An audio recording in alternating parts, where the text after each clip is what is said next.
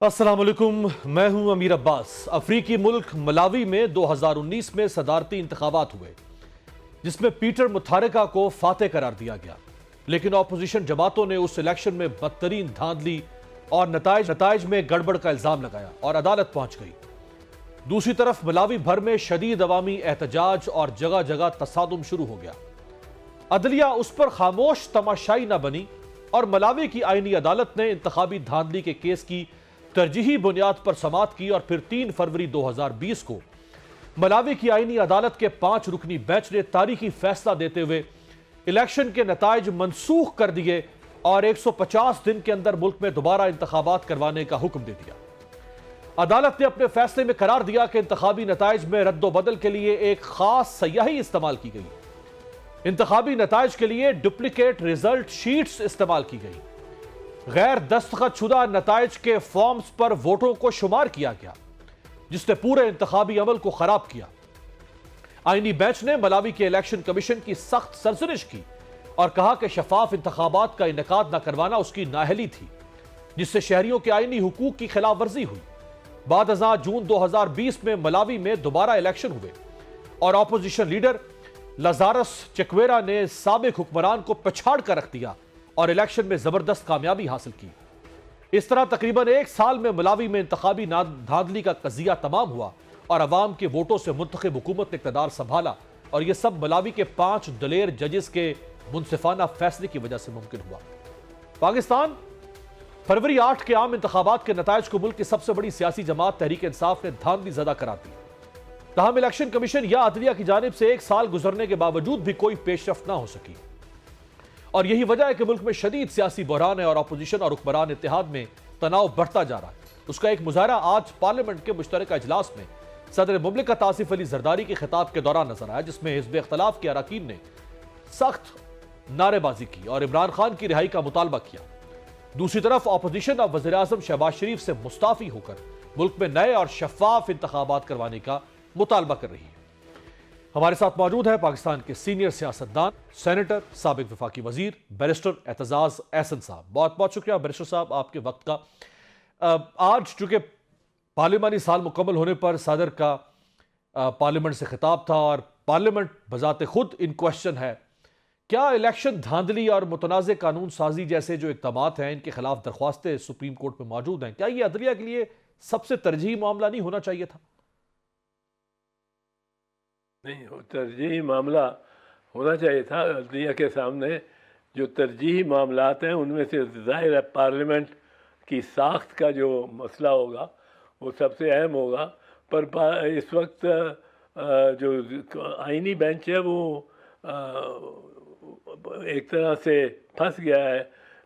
पहले जैसे जो केसेस हुए थे, फौजी अदालतों को चैलेंज किया गया था और एनफोर्स डिसअपीयरेंसेस को भी, गुमशुदगियों को भी चैलेंज जो किया गया था, वो भी अहम केस हैं बड़े पाकिस्तान के लिए और उन पे समाअत हो रही है। ये फौजी अदालतों वाला इख्तिताम पजीर होने वाला है, लेकिन ये इसमें शक नहीं कि पार्लियामेंट से मुतल्लिक और ख़ास कर पार्लियामेंट की इसकी स्ट्रक्चर के सही और किसी भी इबाम के से ऊपर बुलंद होना चाहिए, और ये केस बड़ी अहमियत का है। सुनना चाहिए अदलिया को और फ़ौरन सुनना चाहिए। बैरिस्टर साहब, ये जो रिवायती इलेक्शन की डिस्क्रिपेंसीज को हल करने का निज़ाम बना रखा है जिसमें ट्राइब्यूनल्स में आप जाते हैं, वो भी आपने देखा कि ट्राइब्यूनल्स को तब्दील किया गया। इस्लामाबाद हाई कोर्ट में से जो ट्राइब्यूनल बना जस्टिस तारिक महमूद जहांगीरी, उस ट्राइब्यूनल से मुज़ाहमत की गई, कानून लाया गया ताकि हम उस ट्राइब्यूनल को तब्दील करें। जो इख्तियार इलेक्शन कमीशन से लिया था इस इलेक्शन से पहले, इसी पीडीएम ने वही इख्तियार वापस इलेक्शन कमीशन को दिया। जजेस रिटायर्ड को लाने की कोशिश की गई। उसका नतीजा ये है कि 1 साल गुजर गया, अभी तक केसेस वहीं के वहीं खड़े। नहीं, उनको गवर्नमेंट को तो ये सूट करता है ना, गवर्नमेंट के तो इससे तकलीफ़ नहीं होती अगर केसेस उनके ख़िलाफ़ जो है उनकी सुनवाई नहीं होती, और जो मुकदमात है उनमें ताख़ीर होती है, तो गवर्नमेंट तो बड़ी खुश है। गवर्नमेंट तो रिस्पॉन्डेंट है, اس کی تو خواہش ہے کہ یہ کیس کبھی بھی نہ فیصلہ ہو. اور عمران خان صاحب اور بشرا بی بی کے کیسز کی سماعت بھی سست کر دی گئی ہے. خاص طور پہ جس کیس میں عمران خان صاحب کو اسلام آباد ہائی کورٹ سے بری کیا گیا، جسٹس عامر فاروق چیف جسٹس تھے، جسٹس میاں گل حسن اورنگزیب، اس بینچ نے ایک مختصر فیصلہ سنایا. بعد میں دونوں ججز اب سپریم کورٹ جا چکے ہیں. اب اس فیصلے کی کیا حیثیت رہے گی؟ کیا دوبارہ سے کیس سنا جائے گا؟ کیونکہ تفصیلی فیصلہ تو ساتھ ہی آنا چاہیے تھا جو نہیں آ سکا. یہ ایک انہوں نے پیٹرن ہی بنا لیا ججز نے. یہ ان کی کاہلی ہے کہ شارٹ آرڈر دے دیتے تاکہ ایک دفعہ جو حکومت میں اور جو پریشر وکلاء کا یا فریقین کا ہوتا ہے کہ جلدی فیصلہ کرو، کم از کم ایک فریق کا تو ہوتا ہے کہ جلدی فیصلہ کرو، دوسرا فریق کتراتا پھرتا ہے، پر پھر بھی جلدی فیصلہ سے عوام میں ایک اس کی اچھی عدلیہ کی ہوتی ہے شہرت. کیونکہ ہم اب 134ویں نمبر پہ ہیں دنیا میں، تو ان کو چاہیے تو صحیح کہ یہ جلدی کیسز سنیں اور ان پہ فیصلے بھی دیں، پر وکلاء نے بھی بحث کرنی ہوتی ہے، اس میں یہ سب کچھ ہوتا ہے. یہ جو معاملہ ہے اس کے بارے میں بحث تو اصل یہ ہو رہی ہے کہ دو ججز کے، جو آپ نے بھی کہا، دو ججز نے فیصلہ دیا ہے شارٹ آرڈر، اور وہ چلے گئے سپریم کورٹ میں دونوں کے دونوں. اب کیا وہ short for reasons to be recorded later we are giving this, تو for reasons to be recorded later کیا یہ ججمنٹ اس وقت ہی ہوگی نافذ العمل جب کہ وہ ڈیٹیلڈ ریزنز بھی آئیں گے کہ نہیں؟ اس میں بڑی کلیئر بات ہے. عمران خان کو انہوں نے اکوٹ کر دیا ان ججز نے. انہوں نے ریزن ججمنٹ لکھی ہے کہ نہیں لکھی؟ Short order is the main order. اور اس کے بعد کوئی یہ 2 سال لگا دیں ججز اگر ڈیٹیلڈ آرڈر لکھنے، تو پھر یہ ہوا میں معلق رہے گا یہ فیصلہ. کوئی نہ زمین پہ اس کا اثر ہوگا، نہ ہواؤں پہ اس کا کوئی اثر ہوگا، نہ آسمان پہ ہوگا، یہ معلق رہے گا. ایسا نہیں ہے. اس کی مثال ایک سب سے بڑی میں دیتا ہوں کہ 13 ججز سپریم کورٹ نے، کہ 13 ججز نے جی ایک افتخار محمد چودھری کو چیف جسٹس بحال کیا 20 جولائی 2007 کو، اور شارٹ آرڈر سے بحال کیا. For reasons to be recorded later, we hereby declare the action notification by the President Pervez Musharraf as null and void, of no legal effect, and consequently we direct that this Chief Justice of Pakistan be restored unimpeded to his earlier position.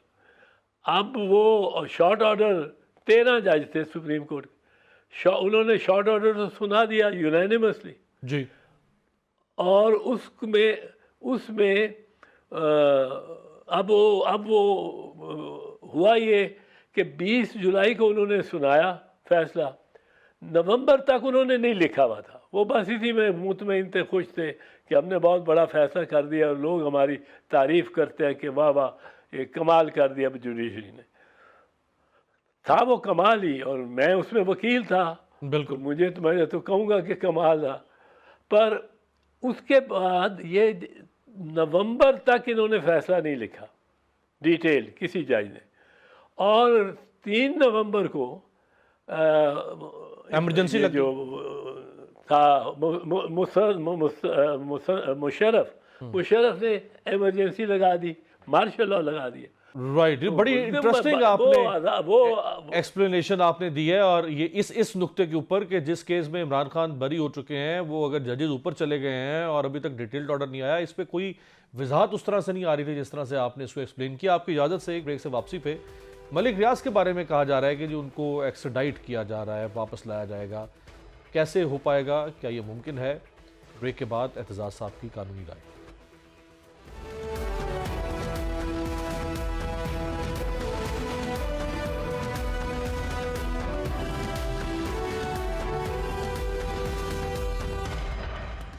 Break کے بعد خوش آمدید. Barrister Aitzaz Ahsan صاحب ہمارے ساتھ موجود ہیں. Barrister صاحب، ملک ریاض کو ایکسٹراڈائٹ یو اے ای سے کرنا چاہتی ہے ریاست کے واپس لائیں. آپ کیسز بہت سارے کھل چکے ہیں اور 190 ملین پاؤنڈ سے متعلق جو عمران خان اور بشرا بی بی کو سزا ہوئی اس پہ بھی ان کا نام ہے. تو ملک ریاض کو کیسے لایا جا سکتا ہے واپس؟ ملک ریاض کو لانے کا طریقہ ان کے پاس نہیں ہے، کیونکہ اس کی کوئی سزا جو ہے جو اس کو ملی ہے وہ ایکچولی تو جرمانہ ہوا ہے کراچی میں 460 ارب روپے کا. وہ بنتا ہی نہیں. اس کی کوئی جواز ہی نہیں ہے. اس کے جواز نہ ہونے کی بات ایک تو یہ ہے کہ انگریز اپنے جورسڈکشن سے، اپنے فائنینشیل ایریا سے 200 ملین ڈالر 200 ملین پاؤنڈ، بلکہ 200 ملین پاؤنڈ، 190 200 سے لے لیں. اب 200 ملین پاؤنڈ اپنے جورسڈکشن سے باہر جانے دے گا؟ کوئی ملک ہے سوائے پاکستان کے جس نے نواز شریف نے فری موومنٹ کر دی تھی 1992 میں اکنامک ریفارمز ایکٹ کے تحت؟ جو ڈالر لے کے جاؤ، جو روپیہ لے کے جاؤ، ڈالر لے کے واپس آؤ، جتنا پیسہ ڈالر کے میں لے آؤ، آپ کو کوئی سوال نہیں ہوگا. اور لوگ یہ کرتے تھے، یہاں سے 10 کروڑ بینک کلک کر کے بھیجتے تھے لنڈن وہ بندہ تیار ہوتا تھا کہ اس کو کنورٹ کرے ان برٹش کرنسی اور اس کو ایک دوسرے بینک میں جہاں وہ اس کا بیٹا بیٹھا ہوتا بھیجنے والے کا، وہاں آ جائے. And no questions ask. اگر آپ پیسے باہر سے لائے ہو، نو کوسچنز آسک کہ یہی پیسہ باہر جا کے اور کنورٹ ہو کے تو نہیں آ گیا. اس پہ ٹیکس بھی نہیں، اس پہ سوال ہی نہیں یہ کیا جا سکتا. اور انہوں نے بڑی منی لانڈرنگ کی اس طرح. اب ملک ریاض کا معاملہ بڑا صاف ہے. اس کو انٹرنیشنل کرائم ایجنسی نے اس کو انویسٹیگیٹ کیا ہے اور اس پہ ہائی کورٹ کی ججمنٹ آئی ہے کہ اس میں کوئی منی لانڈرنگ یا کوئی انلیگیلٹی نہیں ہے.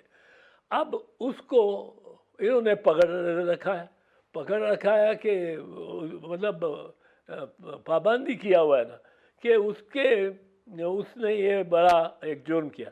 اس نے یہ انٹرنیشنل کرائم ایجنسی یہ اگر پاکستان کو بھیجنا چاہتی گورنمنٹ کو یہ رقم، تو وہ چیک پکڑاتی نہ اس کے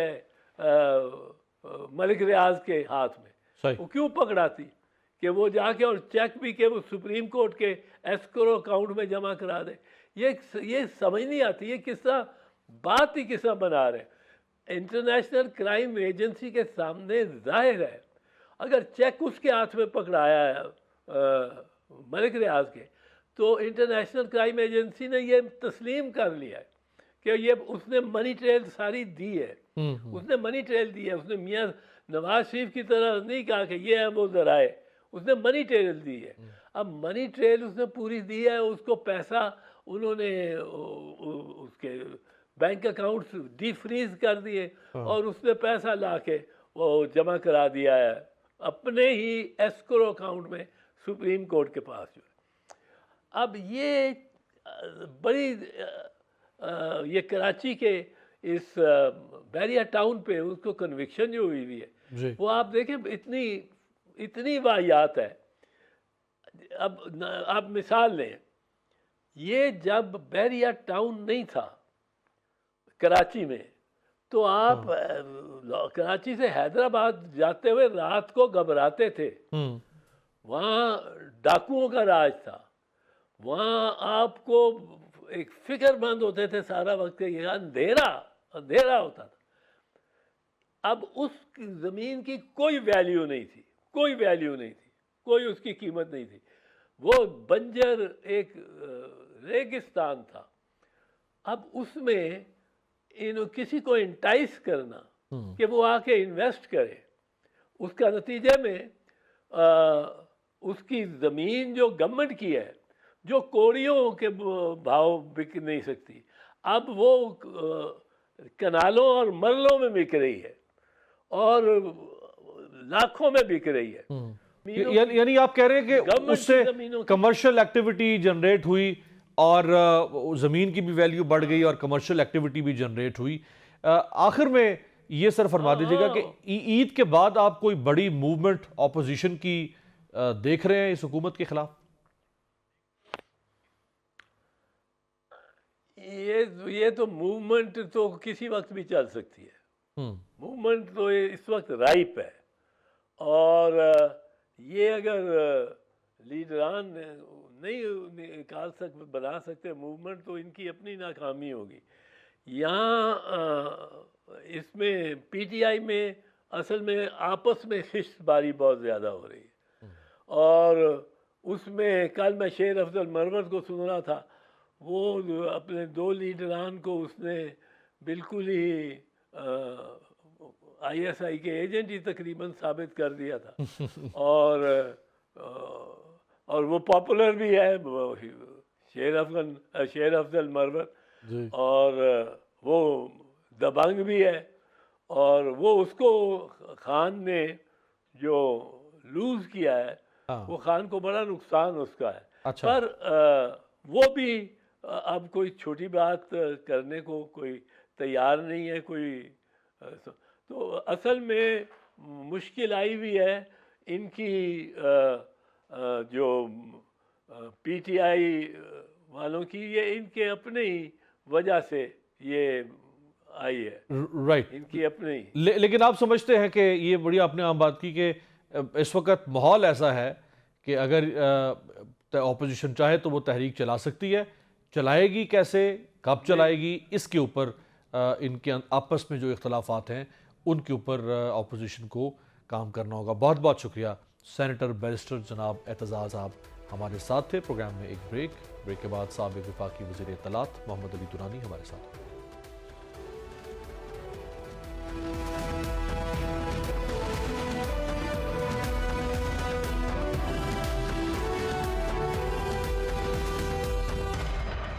بریک کے بعد خوش آمدید. تحریک انصاف کی کوششوں کے بعد محمود خان اچکزئی، شاہد خاقان عباسی اور دیگر کئی اہم سیاسی رہنما اپوزیشن کے جھنڈے تلے جمع تو ہو گئے، لیکن اس قوت کو بھرپور طریقے سے استعمال کرنے کے لیے اپوزیشن کی کوئی واضح حکمت عملی نظر نہیں آ رہی.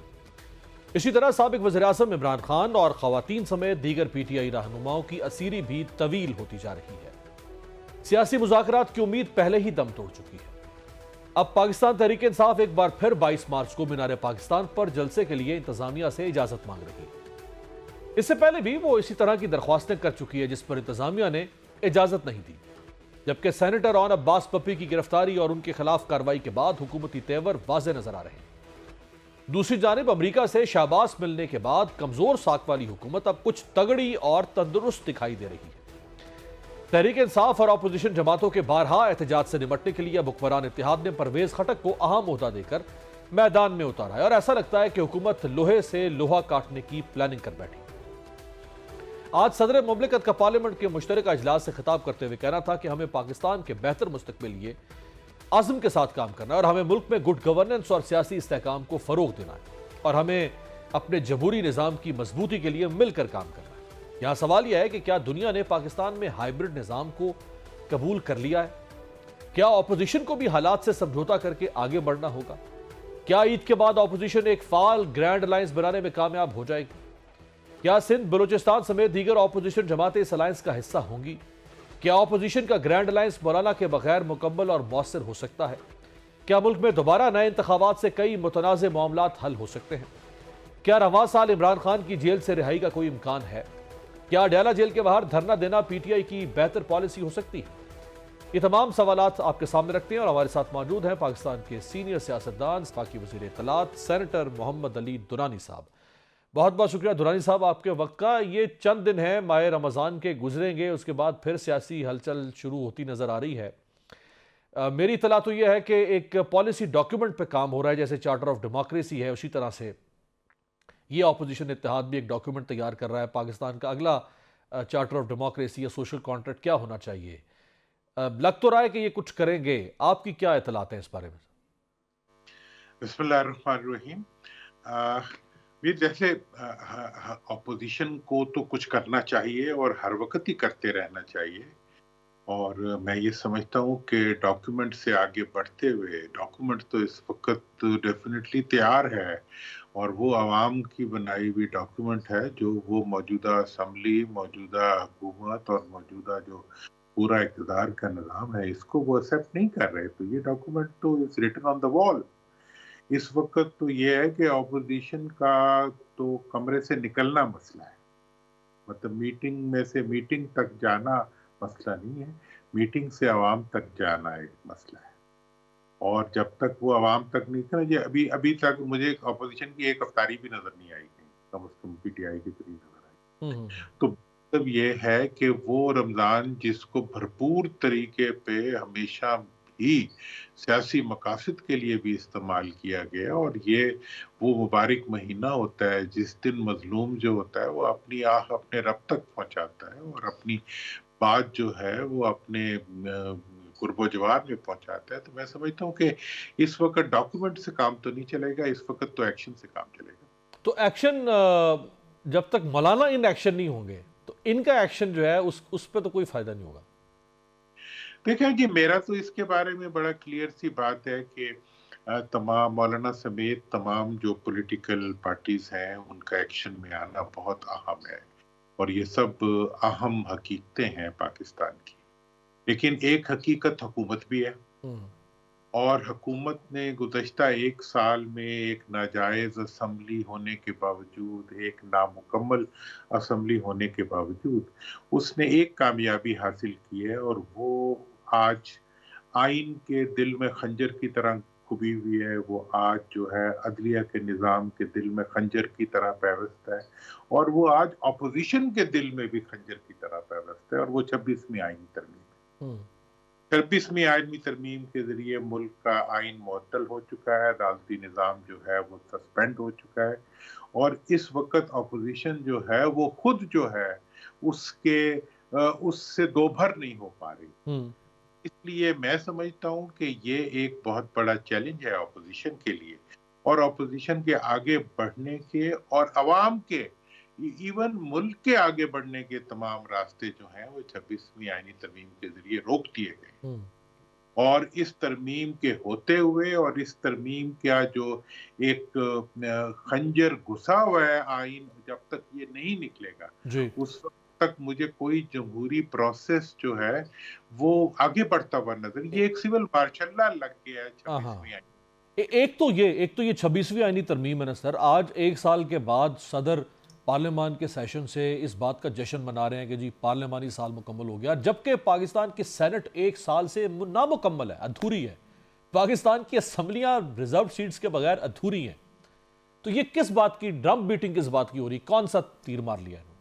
دیکھیں جی، تیر یہ مار لیا گیا ہے اب تک کہ اس وقت اپوزیشن عوام کی زبان بندی کر دی گئی ہے. عدالتی جو اختیار تھا وہ انتظامیہ کو شفٹ ہو گیا ہے. مطلب اس وقت عدالتی فیصلے جو ہے وہ انتظامیہ کر رہی ہے، اور اس وقت جو ہے آئین جو ہے وہ معطل ہے. اب آپ یہ دیکھ لیں کہ مطلب سندھ کے عوام کا جو اس وقت گریوینس ہے پانی کا، اس کو والا کوئی نہیں. صدر صاحب ایک زبانی جمع خرچی تو کر دیتے ہیں، لیکن پریکٹیکلی تو مطلب سب لوگ ہی اس میں شامل ہیں. دوسری بات یہ ہے کہ اس وقت جو اسمبلی کا نامکمل ہونا ہے وہ خود ایک حقیقت ہے. اس وقت جو 26ویں آئینی ترمیم کا زہر ہے وہ پورے کے پورے معاشرے کے اندر سرایت کر چکا ہے، اور اس وقت ہم اور دنیا کے جتنے انڈیکیٹرز ہیں وہ اس چیز کو بتا رہے ہیں کہ اس وقت جو ہے آپ کا ملک جو ہے اس کے اندر جمہوریت بھی ڈاؤن دا ڈرین جا رہی ہے، آپ کی صحافت بھی ڈاؤن دا ڈرین جا رہی ہے. اگر کوئی ترقی کر رہے ہیں آپ کسی چیز میں تو وہ کرپشن میں کر رہے ہیں. یہ وہ انڈیکیٹرز ہیں جو بین الاقوامی اداروں کی طرف سے آئے ہوئے. جی ٹرانسپیرنسی انٹرنیشنل کی رپورٹ میں اس حکومت کے دور میں کرپشن بڑھی ہے. ہاں دیکھیں جی، صحافتی آزادیاں کم ہوئی ہیں، سیاسی آزادیاں کم ہوئی ہیں. یہ واحد جمہوری ملک ہے جس کے اندر اس وقت اپوزیشن لیڈر جو ہے، سب سے بڑی اپوزیشن پارٹی کی قیادت جو ہے وہ اس وقت جیل میں ہے، اور ان کے تمام اہم لوگ جیلوں میں ہیں. ان کو کسی قسم کی سیاسی ایکٹیویٹی کی کوئی اجازت نہیں ہے. یہ وہ جمہوریت ہے جس کو لے کے اس وقت آپ چل رہے ہیں. اور آپ پھر بھی کہتے ہیں کہ جی یہ جمہوریت ہے. تو میں سمجھتا ہوں کہ اس وقت جو حکومت کے جو اقدامات ہیں اور بالخصوص 26ویں آئینی ترمیم جو ہے اس نے تو اس وقت ملک پورے قوم کی مطلب زبانوں پہ اور ان کے چہروں پہ ماسک لگا دی ہے کہ وہ بول بھی نہیں. کوئی عدالت نہیں ہے جو ان کی داد رسی کر. اب امپورٹنٹ سوال سر آپ سے یہ ہے کہ امریکہ کی طرف سے شاباش مل چکی ہے، وہاں سے نوڈنگ ہو گئی ہے، اس کا مطلب ہے وہاں سے اپروول ریٹنگ مل گئی ہمیں، اور جو کچھ پاکستان میں اچھا ہو رہا ہے برا ہو رہا ہے وہ آپ اس کو برا کہیں کوئی اور برا کہے، اس کے دنیا سے کوئی ریزنٹمنٹ نہیں آ رہی. تو دنیا ہمارے اس ہائیبرڈ ماڈل کو تسلیم کر چکی ہے. جب دنیا تسلیم کر چکی ہے اور امریکہ تسلیم کر چکا ہے تو پھر ٹھیک ہے، کون ہلائے گا اس کو؟ پاکستان میں لگنے والا کوئی مارشل لا ایسا تھا جس کو امریکہ نے تسلیم نہ کیا ہو. امریکہ جب شاباش دیتا ہے تو وہ ڈرنے کا دن ہوتا ہے. جب وہ کسی چیز پہ شکریہ ادا کرتا ہے تو وہ حلمن مزید کی صدا ہوتی ہے. ٹھیک ہے جی. ہم نے do more and do more. مطلب یہ ہے کہ آپ جتنے لوگ گرفتار کر کے پیش کریں گے کہیں آپ ہی کو وہ نہ مانگ لیں گے، اس کے جواب میں آپ بھی تشریف لے آئیں. یہ ہے کہ کس چیز پہ خوشی منا رہے ہیں آپ، کون سی ایکسیپٹنس آپ کو ملی ہے. آپ کو پورے اپنے خطے کے اندر مکمل طور پہ آئسولیٹ کر دیا گیا ہے. آپ کا فورن آفس جو ہے اس وقت وہ نان ایگزسٹنٹ ہو چکا ہے. آپ کی فورن ڈپلومیسی جو ہے وہ ڈاؤن دا ڈرین چلی گئی. مطلب آپ اس حد تک پہنچ چکے ہیں کہ آپ افغانستان سے بھی کمیونیکیٹ نہیں کر سکتے. آپ اپنے کسی ہمسایہ ملک کے ساتھ ان ٹرمز پہ نہیں ہے کہ آپ بات کر سکیں. ٹھیک ہے جی. ایسی سچویشن میں آپ کہاں کھڑے ہوئے ہیں اور کس تعریف کی بنیاد کے اوپر کہ آپ نے ایک کسی فرد کو بغیر جاننے پہچانے بتائے اجازت لیے کسی کو دکھائے اس کو امریکہ کے حوالے کر دیا. انہوں نے کہا ویری گڈ. آپ نے کہا جی واہ جی واہ ویری گڈ. تو اب وہ ڈو مور کی صدائیں ہم نے ہمیشہ سنی ہے اور ہم نے ہمیشہ ڈبل گیم کا لعنت بھی برداشت کی ہے. ہم نے جو ہے وہ اپنے وسائل جلا کے اپنے 80,000 جوانوں کی قربانیوں کے نتیجے میں ہم نے دنیا کی لعن طعن ہی سنی ہے. اور آج یہ حال ہے کہ ہم معاشی طور پہ ہم تباہ ہیں اور پچھلے 1 سال میں پاکستان کی تاریخ کا تیز ترین قرضوں کے حصول کا نیا ریکارڈ ہم نے قائم. اب یہ ساری جو آپ اچھی باتیں کر رہے ہیں سر، وہ دیکھیں پاور ڈائنامکس کچھ اور ہیں اس ملک کے. پاور ٹاکس ٹو پاور جو کہا کرتی تھی نون لیگ بھی، پاور کے کچھ اپنے تقاضے ہیں. پاور اپنے تقاضے پورے کر رہی ہے. آپ یا آپ کی طرح کچھ اور لوگ وہ سوری ٹو سے سودائیوں کی طرح اگر آپ اچھی باتیں کرتے بھی رہیں سو واٹ، پاور ڈائنامکس تو چلیں گے اسی طرح سے. کہ میں پاور ڈائنامکس کو میں اس چیز کو تسلیم کرتا ہوں کہ پاور ڈائنامکس جو ہے وہ اگر ان ایکشن آ جائے تو وہ چلتی رہتی ہے. میں اس چیز کو مانتا ہوں. لیکن میں یہ بتانا چاہتا ہوں کہ پاور ڈائنامکس اس وقت ان ایکشن نہیں آئی. آپ کی پاور جو ہے وہ آپ کے خلاف کام کر رہی ہے. اس وقت ملک کے عوام جو ہے، آپ نے ہر ادارے کو قبرستان بنا دیا. آپ نے عدالت سے لے کے آئین سے لے کے پارلیمنٹ سے لے کے اپوزیشن سے لے کے ہر ادارے کو آپ نے قبرستان بنا دیا. لیکن آپ عوام کی رائے کو تبدیل نہیں کر سکے. آپ عوام کو اپوزیشن کی گرفت سے نہیں عمران خان کی گرفت سے آپ عوام کو نہیں نکال سکے تو آپ نے کیا کیا ہے؟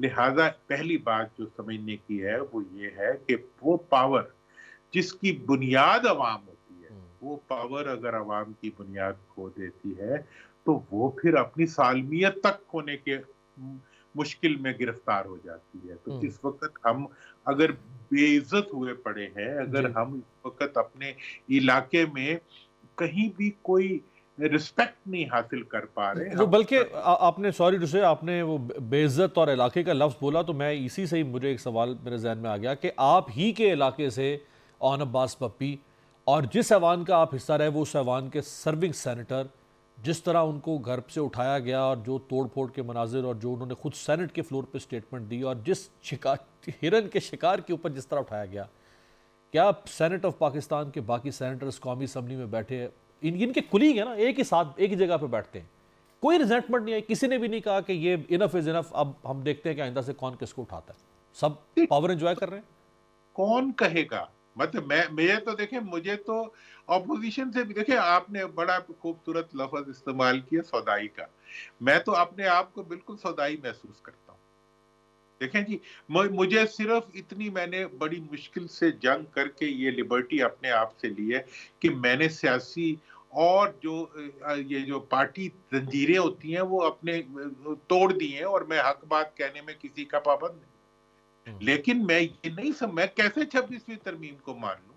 मैं कैसे जो है इस असेंबली को तस्लीम कर लूं जो हकीकत नहीं है? मैं कैसे इस बात को मान लूं कि हाँ, मैं कोई वो जमीमा तो नहीं हूँ 60 सफों का जो आपने निकाल के रखी है कि मैं हर बात उसको देखूं। मतलब यह है कि ये दुनिया की सियासी तारीख का एक नादर नमूना है कि 60 सफों पे मुश्तमिल एक हुकूमत का इश्तिहार जो है वो हर घर तक जाता है, जिसमें 60 पेजों पे एक ही शक्ल होती है। मतलब ये जो सूरत हाल है, अब आपको वो अपनी सदा, अल्लाह मगफिरत उनकी, याह्या खान साहब एक दफा टीवी पे तकरीर करने के लिए गए, मुझे टीवी के इंतजामिया ने बताया, तो उन्होंने जब तकरीर कर ली तो उसके बाद चेयरमैन जो थे पीटीवी के, उन्होंने कहा कि प्रेसिडेंट साहब will you like to see the, उन्होंने देखी स्पीच, तो वो 1 घंटे की स्पीच सारी उन्होंने बड़े शौक से देखी ना। तो अब वो उसके बाद बैठे तो उन्होंने इधर देखा तो सबने बड़ी तारीफ की। उसके बाद उन्होंने कहा can we see it again? ये इंसान जो है ये सारे ही अब याह्या खान बन गए। अपनी तकरीर जो करके आए हैं उसको सुनने के बाद फिर वो कहते हैं मैं दोबारा सुन सकता हूँ। मतलब अपना आप इतना अच्छा लगना अगर शुरू, इसी यही हाल ऑपोजिशन का है हमारी, क्या है कि कुछ नहीं करना। इसी लाइटर नोट पे आपकी इजाज़त चाहेंगे। बहुत बहुत शुक्रिया जनाब। सेनेटर मोहम्मद अली दुनानी से साथ मौजूद थे। आज तक के लिए इतना ही। आपसे मुलाकात होगी कल। देखते रहिएगा जमहूरियत।